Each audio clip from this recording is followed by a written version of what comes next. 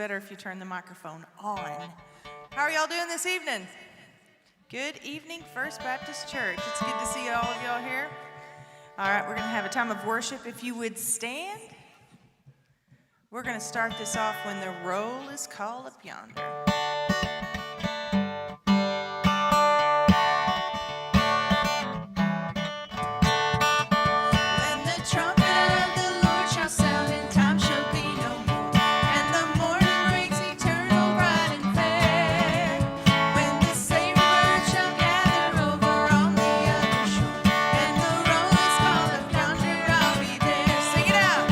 When the roll is called up yonder, when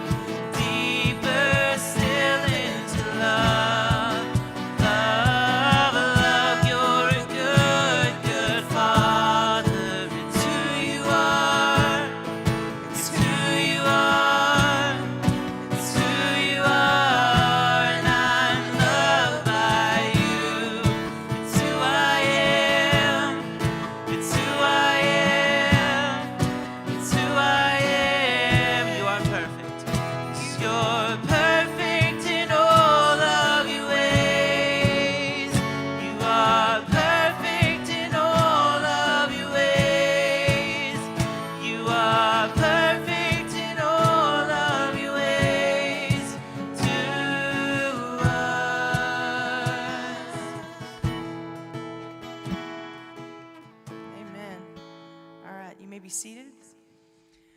Okay, so Pastor Lee comes walking down the hall today and says, "Hey, you should do a special tonight. What are you going to sing?"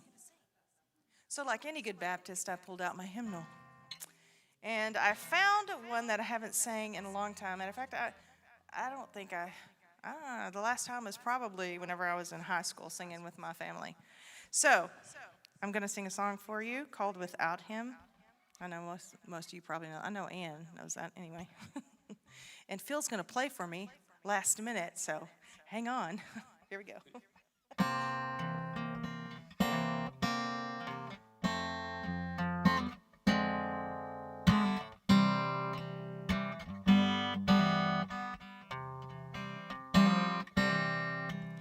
Without Him I could do nothing. Without Him I'd surely fail.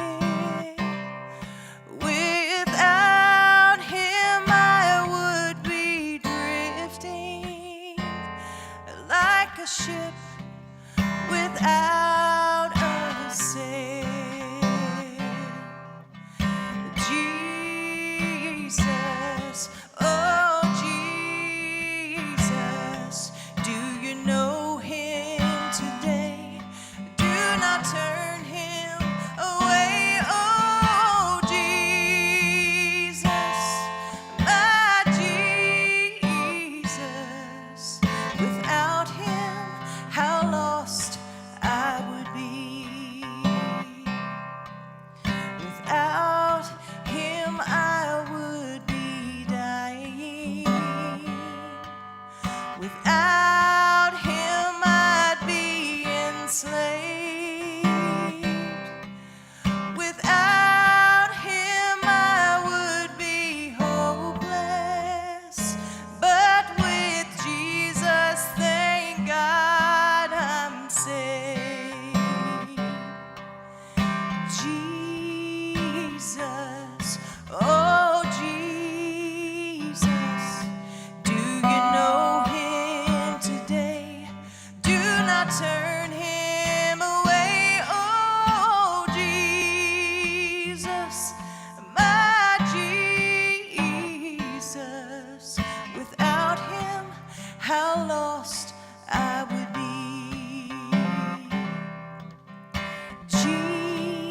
Jesus, oh Jesus, do you know Him today? Do not turn Him away, oh Jesus, my Jesus. Without Him, how lost I would be. Without Him, how lost I would be.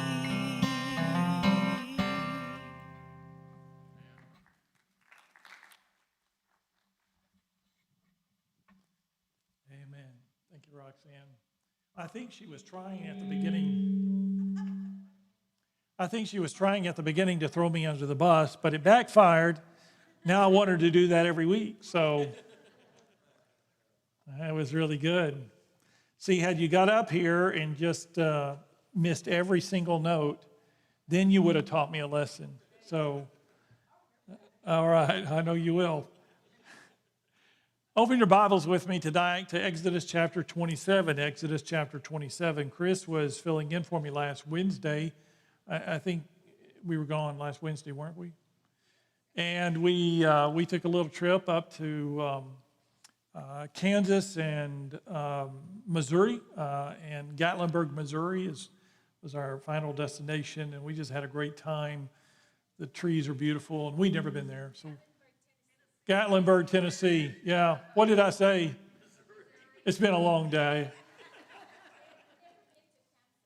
Yeah. So, really? So there you go. Okay. All right. Well, I stand corrected. We had a great time, and thank you, Chris, for filling in for us, and we're glad to be back. It was a short trip, but we had a good time. Exodus chapter 27, if you remember, if you've been here in recent weeks, we are going through a study of we're going through the Old Testament. We've been looking at a study of Exodus for some time now, and the exodus of the Israelites out of bondage in Egypt. They've been freed now from slavery after 427 years, something like that, and after being released, they came to the to the Red Sea, and God opened the sea up. They were able to go across on dry ground. God drowned the Egyptian army. And then God's people found themselves out into the wilderness. And as you remember, probably, it doesn't take too terribly long to get from where they were on the far side, or now the near side of the Red Sea, to the Promised Land. That's the goal. But God does not want them going directly from there to the Promised Land. They're not ready yet. Something has to happen very substantial before they are ready to go into the Promised Land. And that is the Ten Commandments, the receiving of the law of God. That brings us to our passage tonight. After having been given the law of God, the Ten Commandments, God is now speaking to Moses on Mount Sinai, and he's sharing with him not just the Ten Commandments, but the entire law that is to be for all the people, for the nation, for centuries and centuries to come. In the midst of that, he begins to tell Moses what kind of worship center he wants. A tabernacle, and the difference between a temple and a tabernacle is a tent, it's mobile. And so he tells Moses, I want you to build this worship center for me, this tabernacle. And God does not leave any of the details to Moses. He tells him exactly how he wants it to be built. Not only the structure itself, the materials, the size, the height, everything, but also the furnishings that will go into it. So last week, I know you probably looked at what you saw in chapter 25 and 26, the Ark of the Covenant, and the requirements and the dimensions of the Ark of the Covenant, as well as, I believe, the table of showbread, the menorah, or the candlestick, was mentioned also. And so God is giving instructions for all of these things, and he continues with that tonight in chapter 27 and 28. Now he's going to move from that to not just the furnishings, but the people who are to take care of the tabernacle, and we'll look at that also. Chapter 27, verse 1. These are the words of God. Build an altar of acacia wood, 3 cubits high. It is to be square, 5 cubits long and 5 cubits wide. Make a horn at each of the 4 corners so that the horns and the altar are one piece. And overlay the altar with bronze. Make all of its utensils of bronze. Its pots to remove the ashes, and its shovels, sprinkling bowls, meat forks, and fire pans. I told you it'll be detailed. Make a grating for it, a bronze network, and make a bronze ring at each of the 4 corners of the network. Put it under the ledge of the altar so that it is halfway up the altar. Make poles of acacia wood for the altar and overlay them with bronze. The poles are to be inserted in the ring so that they will be on 2 sides of the altar when it's carried. Make the altar hollow out of boards. It is to be made just as you were shown on the mountain. Make a courtyard for the tabernacle. The south side shall be 100 cubits long and is to have curtains of finely twisted linen with 20 posts and 20 bronze bases, and with silver hooks and bands on the posts. The north side shall be 100 cubits long and is to have curtains with 20 posts and 20 bronze bases with silver hooks and bands on the posts. The west end of the courtyard shall be 50 cubits wide and have curtains with 10 posts and 10 bases. And on the east end, toward the sunrise, the courtyard shall also have 50 cubits wide. Curtains 15 cubits long are to be on one side of the entrance with 3 posts and 3 bases. Curtains 15 cubits long are to be on the other side with 3 posts and 3 bases. Now, that may sound boring, but we're about to visualize this for you, so hang on. Verse 16. For the entrance of the courtyard, provide a curtain 20 cubits long, of blue, purple, and scarlet yarn, finely twisted linen, the work of an embroiderer with 4 posts and 4 bases. All the posts around the courtyard are to have silver bands and hooks and bronze bases.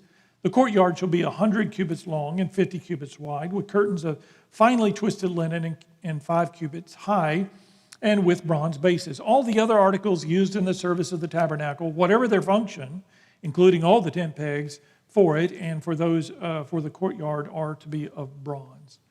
Wow! Again, God does not want them to interfere with his design for the tabernacle. God could have said to them, Moses, surprise me. Let's see what you got. Let's see what you can come up with. God doesn't do that. He had a very specific plan for his tabernacle. And you also need to understand, and probably already do, that this tabernacle is going to be a predecessor to the temple that ultimately will be built in Jerusalem during the time of King Solomon. And so that blueprint is affected by this blueprint. This is a precursor to that.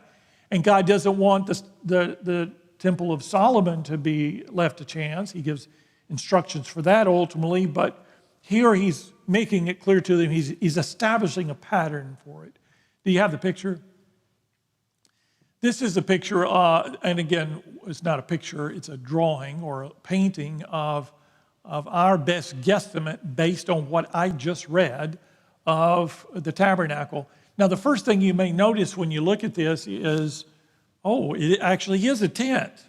It's nothing compared in grand scale compared to the Temple of Solomon or Herod's temple during the day of Christ, but it was a beginning place. It had to be like this because they would had to be portable. They would have to be able to tear it all down and take it with them and then put it all back up again. Any of you have ever stayed in a tent or been camping, you know what that's like. And so I imagine this was quite an undertaking to do that. And so you see the bronze, and by the way, most everything was bronze. Did you notice that? There was one mention of silver, the rest of it was all bronze or covered in bronze, including the altar that is covered in bronze. And again, it was a portable structure, it was hollow, and that's where they had a grill in it, actually, where they would do the animal sacrifices, and then you had the tabernacle itself. And so this is the courtyard. You see the basin also is out there. And again, unlike the sacrificial altar at Solomon's temple, this altar had to be portable. And so God gave specific provisions, even down to the poles and the rings that the poles were to go in so that they could transport the thing. I think I have a close-up of the tabernacle itself. So I just zoomed in a little bit here, and you see the things that that you talked about last week, or Chris talked about with you. The Ark of the Covenant is in the Holy of Holies.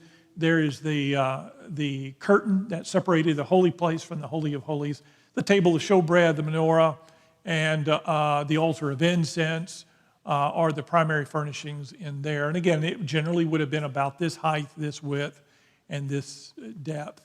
But that gives you an idea of what he has just described. When a worshiper came into the tabernacle to offer a sacrifice, the first thing he met was a white linen fence, 150 feet long and 75 feet wide, that surrounded the entire tabernacle and created a courtyard where the priest ministered. You saw that in the first picture. The tabernacle proper stood at the west end of the courtyard, and at the east was the 30-foot entrance to the enclosure. Here the priest met people who came to offer sacrifices and examined each animal carefully to make sure it was acceptable. The worshiper would put his hand on the animal's head to identify the offering, and then the priest would slay the animal and offer it on the brazen altar according to the regulations given in Leviticus. There was only one entrance to the enclosure, and therefore only one way to get to the altar of God. When God puts up a fence and assigns the way in, nobody has the authority to question it or change it. Jesus claimed to be the only door in John chapter 10, verse 9, and the only way to God in John 14:6, which explains why Peter said, "Nor is there salvation in any other, for there is no other name under heaven given among men by which we must be saved." If you go back to the other picture, You'll notice what he's talking about here, this commentary that I'm reading. There is one entrance. There's no back door. It would have been so much more efficient, one might say, for all the Israelites to be able to come in with their sacrifice, have it sacrificed on the altar, and then just go around the temple and out the back door. But God does not want it that way. There's only one way in and there's one way out. And God was very specific about that.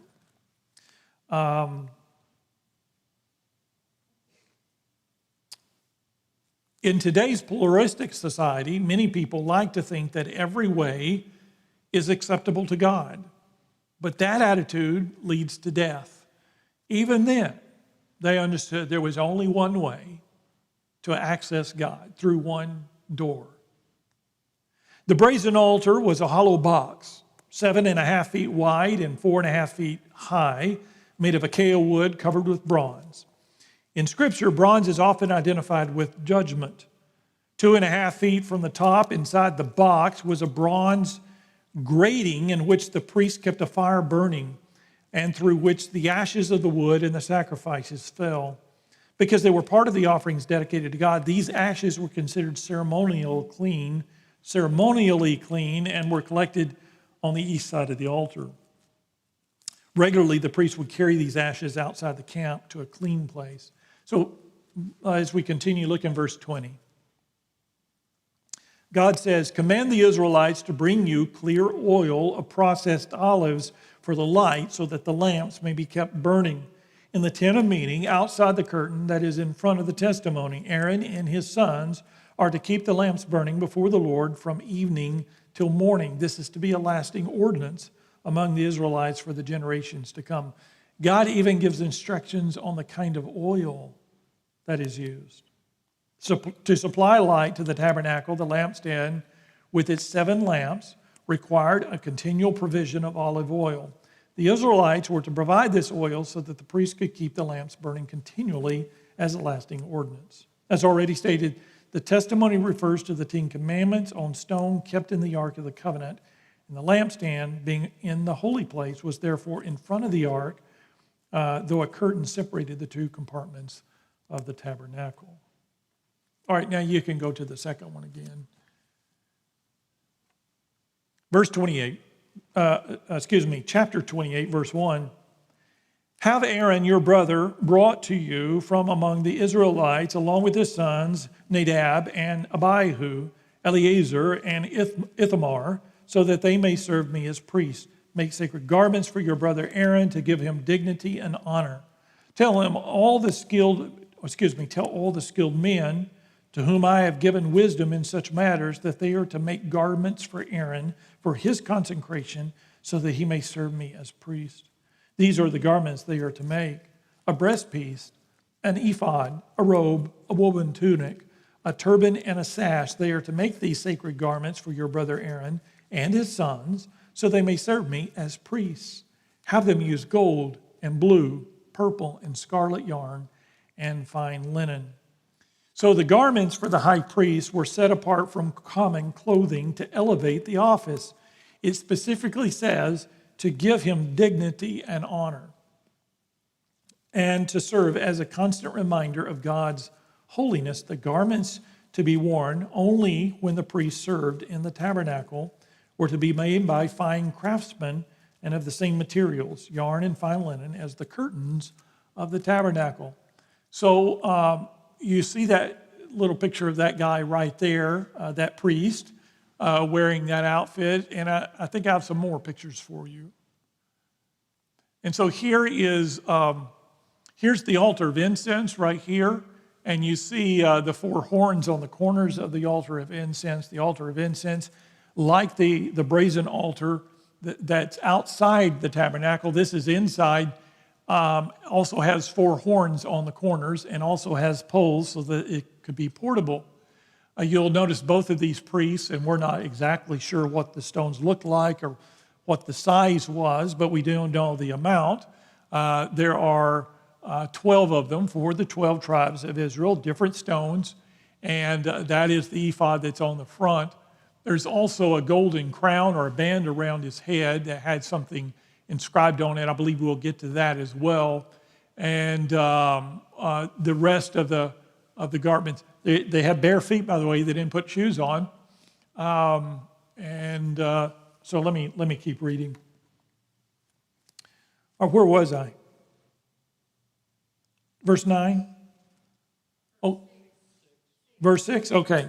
Make the ephod of gold and of blue, purple, and scarlet yarn, and of finely twisted linen, the work of a skilled craftsman. It is to have 2 shoulder pieces attached to 2 of its corners so it can be fastened. Its skillfully woven waistband is to be like it, of 1 piece with the ephod and made with gold, with blue, purple, and scarlet yarn, with finely twisted linen. Take 2 onyx stones and engrave on them the names of the sons of Israel. And in the order of their birth, 6 names on 1 stone and the remaining 6 on the other. Engrave the names of the sons of Israel on the 2 stones, the way a gem cutter engraves a seal. Then mount the stones in gold filigree settings and fasten them to the shoulder pieces of the ephod as memorial stones for the sons of Israel. Aaron is to bear the names on his shoulders as a memorial before the Lord. Make gold filigree settings and 2 braided chains of pure gold like a rope and attach the chains to the settings. And so you see that's pretty complex. I don't know if it shows that in these pictures. Does it show it? I'm not seeing that. Yeah, it's on the shoulders, and it may be the gold thing there on the shoulder. Oh, I see. I got you. Yeah, on the shoulders. Yeah, okay. Okay, verse 15. Fashion a breastpiece for making decisions. Maybe that's what I need is a breastpiece. I'd make better decisions. How about that? All we need is a breastpiece. For making decisions, the work of a skilled craftsman, make it like the ephod of gold and of blue, purple, and scarlet yarn and of finely twisted linen. It is to be square, a span long and a span wide and folded double. Then mount 4 rows of precious stones on it. In the first row there shall be a ruby, a topaz, a beryl. In the second row, a turquoise, a sapphire, and an emerald. In the third row, a jacinth, an agate, and an amethyst. In the fourth row, a chrysolite, an onyx, and a jasper. Mount them in gold filigree settings. There are to be 12 stones, 1 for each of the names of the sons of Israel, each engraved like a seal with the name of one of the 12 tribes. Now, your translation may actually have some different names or titles for these stones. That's because some stones, or many stones in the Old Testament, had multiple names for a single stone. So that's the breast piece you see. I have no guesstimate as to what this thing would weigh, but it's got weight to it. It's got all these stones and all this gold on it. It's got to be kind of heavy. Verse 22, for the breastpiece, make braided chains of pure gold like a rope. Make 2 gold rings for it. Fasten them to the corners of the breastpiece. Fasten the 2 gold chains to the rings at the corners of the breastpiece and the other ends of the chains to the 2 settings, attaching them to the shoulder pieces of the ephod at the front. Make 2 gold rings and attach them to the other corners of the breastpiece inside the edge next to the ephod. Make 2 more gold rings and attach them to the bottom of the shoulder pieces in front of the ephod, close to the seam just above the waistband to the ephod.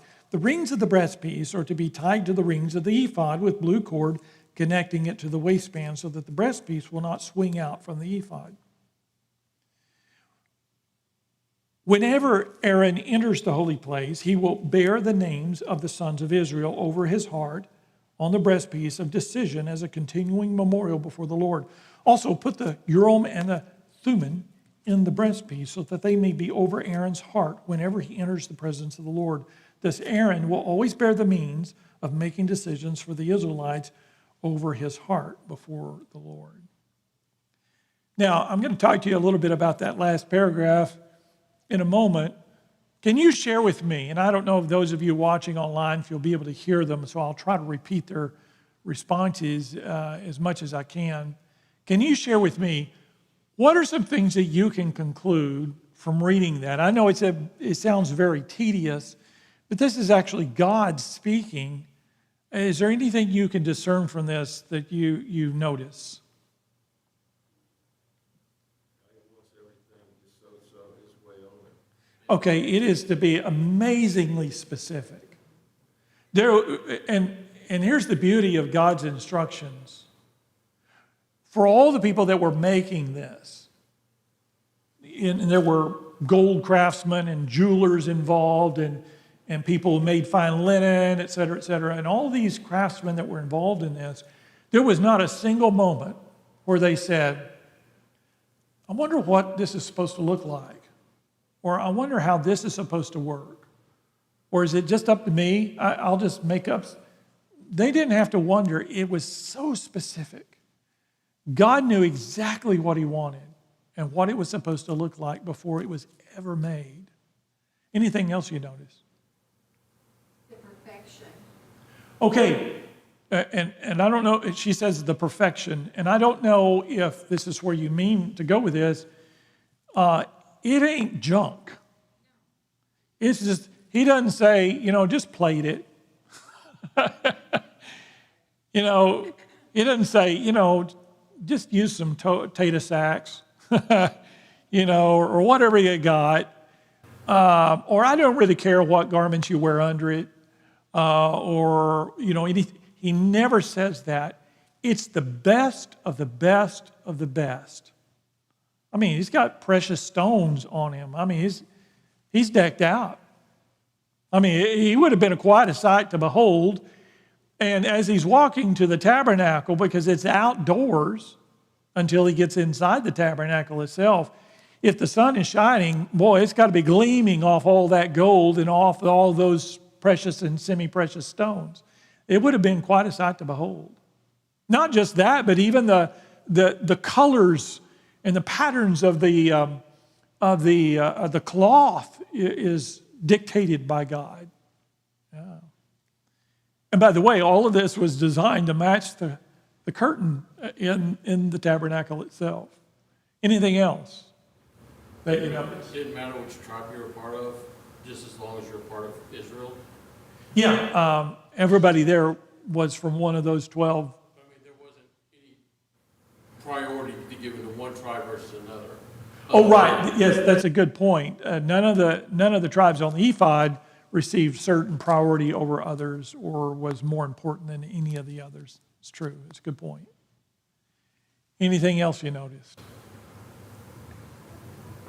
Now, they don't have this in the picture, but when he went into I don't think it's on there. No, it's not on there. But when he went into the tabernacle, into the Holy of Holies, they would actually tie a rope around him so that if he had a heart attack or died, no one else was allowed in the Holy of Holies. If he didn't come out, they just yanked him out with a rope because they were not allowed to go in there.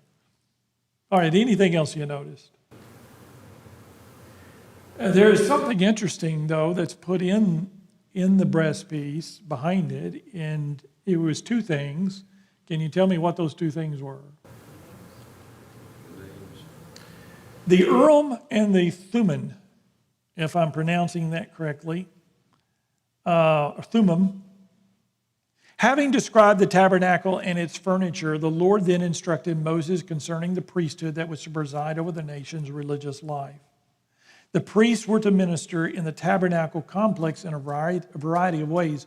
They were to burn incense on the golden altar twice daily, maintain the lampstand and the table of the bread of the presence, maintain and offer sacrifices on the altar of burnt offering, and bless the people.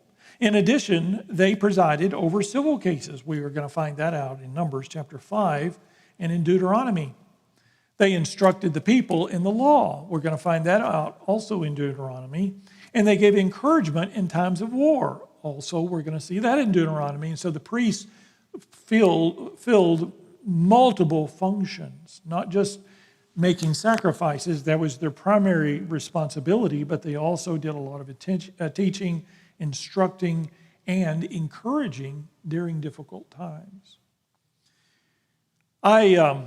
I'm old, apparently, because one of my favorite shows, Cherry would tell you, that I like to watch on TV is Little House on the Prairie. This week, Cherry and I were in a hotel room, and an episode came on that I did not remember, and it was entitled, The Preacher Takes a Wife.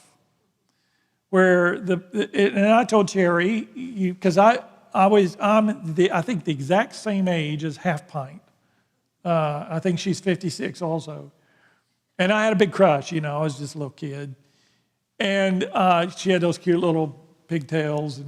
But there were two characters that were kind of anchor characters for the whole community in the realm of Little House on the Prairie. Can you tell me who those two characters were? They were regulars. It was always, if they had a crisis, these two showed up. One was the pastor. Yes. And the other was was it Doc Baker or Doc Brown? Dr. Baker. So it was these two guys. They were always there because there was a lot of tragedy on that show. It was pretty heart-wrenching. Somebody's dying or going blind or something all the time. And so the doctor played a prominent role. But whenever the community had a crisis, they would all gather in the schoolhouse, which was also the church, and they would have a community meeting, and the one generally that was presiding, or the one who got up at the end and made the words of wisdom, was the pastor. The pastor was a community leader along with the doctor. They listened to the wisdom and the teaching of the pastor. They revered him. He was to be respected. That has really changed. In my lifetime, when I was a little boy, and I know I probably told you this before, my pastor when I was a little boy was, Brother Faust until I was about 8 years old, and then it was Brother Wiles after that. Brother Faust was a tall, very thin man, and he just died a few years ago in his 90s in Graham. But he was bigger than life to me because I was just 5 years old maybe. And so now, Brother Faust, every week, again, this is the olden days. I mean, it's not Little House on the Prairie old, but it's pretty far back in the 70s. Every week at First Baptist Church Graham, there was a huge fresh bouquet of flowers at the altar. Somebody donated for their loved one every single Sunday. Fresh flowers every Sunday. But there was one more fresh flower every Sunday, and that was Brother Faust wore a fresh red carnation on his lapel every Sunday. To this day, I don't know why. I don't know if it was a tradition for him or tradition in Graham or that's what Baptists did. Did your pastors do that? He wore a red carnation every Sunday. So I have a little sister that's exactly a year younger than me, Lori. And as soon as the service was over, Lori and I would have a foot race up to Brother Faust, and the first one there, he gave his carnation to. So that was a big deal to get the carnation from the pastor because it was God and the pastor. Mom and Dad was under that, but that was Brother Faust. And so he was revered. And in Graham, they gave pastor discounts, just like military discounts today, because they wanted to honor their pastor. Our society does not see pastors that way anymore. They don't see Christians the same way they used to. But here, in this passage, you see not only does God want there to be a tremendous reverence in the temple, because, by the way, God doesn't care about temples. He doesn't care about gold. He made the gold. He made the stones. He cares about us doing our best and using our best for His name's sake. And He does care about honor. And so they honored the priest, not because the priest was perfect, but because they were seeking to honor God. God really expected and required that kind of respect. So anyway, just a statement. And so they were there during times of a war to encourage the people, just like the doctor, or more specifically, the pastor in Little House on the Prairie. Apparently, the Urim and the Thummim, if I'm saying those correctly, were two stones. How they were used in determining God's will is unknown, but some suggest the Urim represented a negative answer and the Thummim a positive answer. Perhaps this view is indicated by the fact that Urim begins with the first letter of the Hebrew alphabet and Thummim with the last letter. Others suggest that the objects simply symbolize the high priest's authority to inquire of God, or the assurance that the priest would receive enlightenment, because Urim means lights, and perfect knowledge, Thummim, means perfections from God. So we had these two stones in, and so one prevailing theory is, if the priest went in to make an important decision, to inquire of God, whether to go to war or not to go to war or what decision to make, the priest would reach inside his breastpiece where he had these two stones, and he'd yank out a stone, and if it was the yes stone, the answer was yes, and if it was the no stone, the answer was no. I think that's awesome. I would love for that to be the directive today, wouldn't it? We wouldn't have to wrestle in prayer. We wouldn't have to struggle or debate. We just reach in and say, oh, there's the next president.